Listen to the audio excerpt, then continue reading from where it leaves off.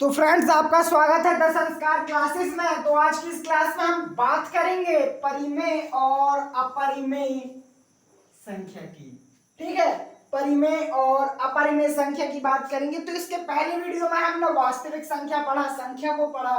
ठीक है, इस वीडियो में हम पढ़ेंगे परिमेय संख्या और अपरिमेय संख्या। बहुत आसान, एकदम हलवा चीज है ये, आपको एक बार में समझ में आ जाएगी। तो समझिएगा इधर पास जो हमारी परिमेय संख्या है बापू, जो हमारी परिमेय संख्या है, तो परिमेय संख्या को हम कैसे लिखते हैं? P बटे Q के रूप में।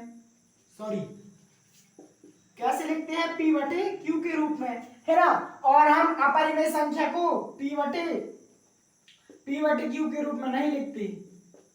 मतलब ऐसी संख्या जिसको हम इसके रूप में नहीं लिख सकते, वही हमारी कौन सी संख्या कहलाती है? अपरिमेय संख्या। अब इनके अंदर की बात करें तो इनके अंदर हम जाएंगे, इन दोनों पुत्रों की गहराई में जाएंगे, इन दोनों के स्वभाव के बारे में जानेंगे, परिमेय और अपरिमेय की। बहुत अच्छी कहानी है हमारी वास्तविक संख्या की। वास्तविक संख्या के दो पुत्र, परिमेय और अपरिमेय। अब परिमेय के बहुत सारे पुत्र हैं और अपरिमेय की पता ही नहीं है, पुत्रों का तो इनके नामो निशान नहीं है ना। तो हम पहले बात करेंगे परिमेय संख्या के।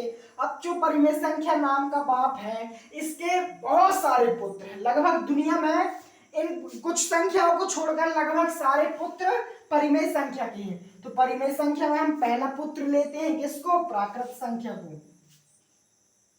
हाँ भैया, प्राकृत संख्या आ गई। अब बहुत सारे लोगों को प्राकृत संख्या नाम सुन करके क्लास 9th याद आ गई होगी। क्लास 9th का ही चैप्टर है, उसमें हमने संख्या पद्धति पढ़ा था, संख्या के बारे में पढ़ा था। अब हम संख्या के प्रकार के बारे में पढ़ेंगे। ठीक है, तो पहला जो हमारा पुत्र है वो क्या है? प्राकृत संख्या। दूसरा हमारा पुत्र है पूर्ण संख्या।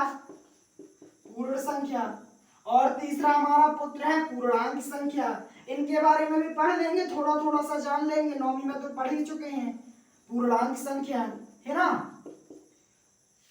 भैया। ये पुत्र हम पढ़ रहे हैं परिमेय संख्या की।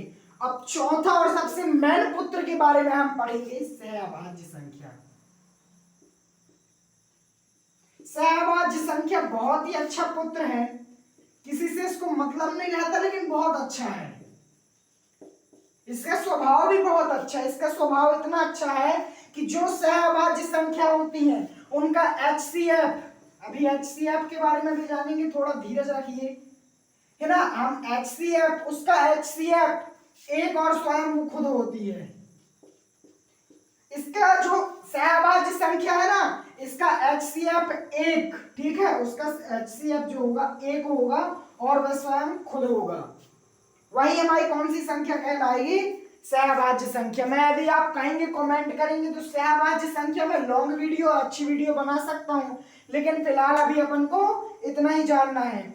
अब हम अगले की बात करें तो अगली संख्या आप जोड़ते जाइए। हमको इधर तक चाहिए था, 4 पुत्र तक चाहिए था परिमेय संख्या की। अब इसके आगे आप ले सकते हैं भाज्य संख्या, अभाज्य संख्या, है ना, सम संख्या, विषम संख्या। इसी प्रकार से आप कुछ संख्या ले सकते हैं। लेकिन महत्वपूर्ण संख्या, महत्वपूर्ण पुत्रों की बात करें, जो पुत्र अपने परिमेय नाम के पापा का ख्याल रखते हैं, जो 4 पुत्र अपने परिमेय नाम के पापा का ख्याल रखते हैं, उन्हीं पुत्रों के बारे में हम इस चैप्टर में पढ़ेंगे। अब इधर पास उधर में बात कर लूं वास्तविक संख्या के दूसरे पुत्र की, तो दूसरा पुत्र है हमारा अपरिमेय संख्या।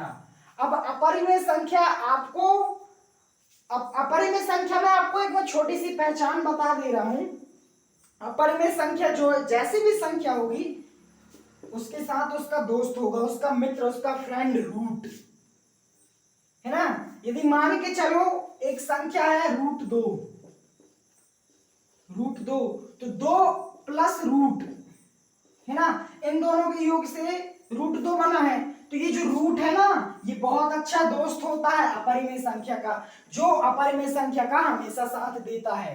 ठीक है, तो इस जो हमारी अपरिमेय संख्या है, इसका घनिष्ठ मित्र है रूट, क्योंकि रूट से ही अपरिमेय संख्या का निर्माण होता है। ये वीडियो अच्छी लगी हो तो लाइक करें, सब्सक्राइब करें। अब इसके बाद हम डायरेक्ट शुरू करेंगे प्रश्नावली 1.1 वास्तविक संख्या क्लास 10th है, इस बार गणित में फोड़ना है, सभी ने सोचा होगा। और कई लोग तो एकदम बहुत ज्यादा उत्साहित होंगे गणित पढ़ने के लिए, और कई ज्यादा तो बहुत ज्यादा निराश होंगे गणित पढ़ने के लिए। तो जो लोग निराश हैं उनको डरने की जरूरत नहीं है, क्योंकि अब नया चैनल संस्कार क्लासेस आपका पूरा साथ देगा। मैं संस्कार बैरागी फिर मिलूंगा अगली वीडियो में। वीडियो अच्छी लगी हो तो लाइक करना है और सब्सक्राइब कर सपोर्ट करें थोड़ा हमको।